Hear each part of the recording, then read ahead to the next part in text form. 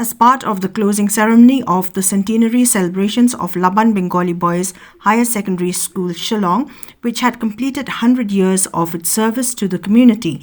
A program was held today, the 13th of September 2023, where the chief guest on the occasion, Meghalaya Chief Minister Conrad K Sangma, had felicitated meritorious students of the school who have shone in the SSLC and HSSLC examinations through the years.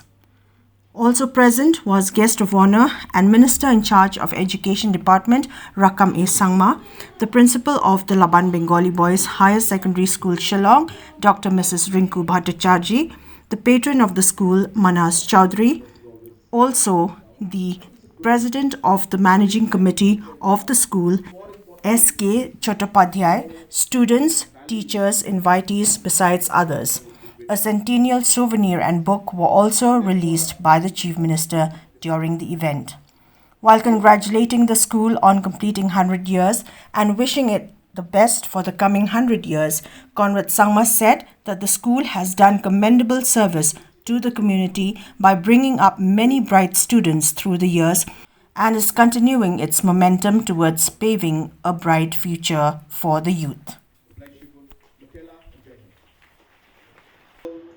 On this very historic, I should say, and landmark kind of a day to remember, a year to remember, and also to look back at how the school has come from where it was, its humble beginnings in 1923, today after 100 years, on where it is today, and what it has achieved, more importantly.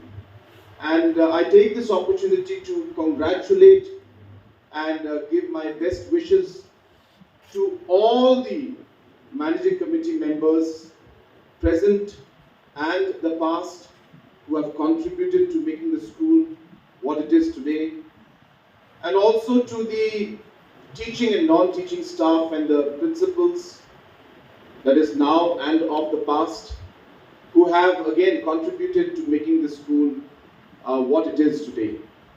And just before my speech, we have of course seen that we have felicitated the toppers of both science and commerce, and both are from the school. So I really once again congratulate all the toppers also, who have really not just made the school proud, but we have also made our state very proud. In terms of education, our education minister has briefly explained to you the challenges we face and also the kind of vision with which we are working. I can say without any kind of doubt in my mind that education is the most important sector and department for the state government in order for us to be able to achieve the kind of goals and the visions that we have set for our state. But while I say that, I can also add and say that it is most probably one of the most complex sectors that we have, with the maximum amount of challenges that could be possibly there are there in our education sector. I'll just give an example of how complicated things are. That today Meghalaya has about 55,000 institutes, 55,000 teachers, and about 15,000 schools and other educational institutes. Now, to give you a comparative analysis of that, a state like Manipur or a state like Nagaland, which is very close to our population strength, has 1/4 the number of schools and teachers. So Manipur will have close to 3,000 to 4,000 schools, institutes, to max about 5,000 touching at the highest. And we are at 15,000. Teachers will be roughly about 18,000 to 22,000, and we are at 55,000. So the kind of spread that we have in terms of the number of schools is huge. And though the number of student-teacher ratio is good, but because of the spread of the schools and the numbers that is so large, things sometimes are not manageable at the level that we would want it to be.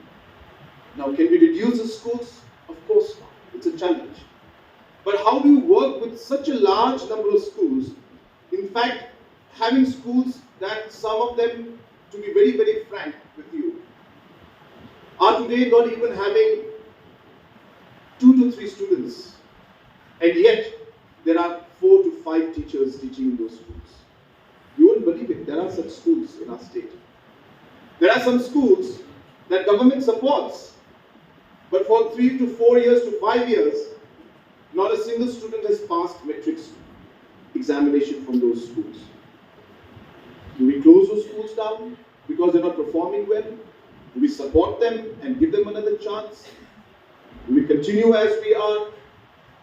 These are tough decisions to make.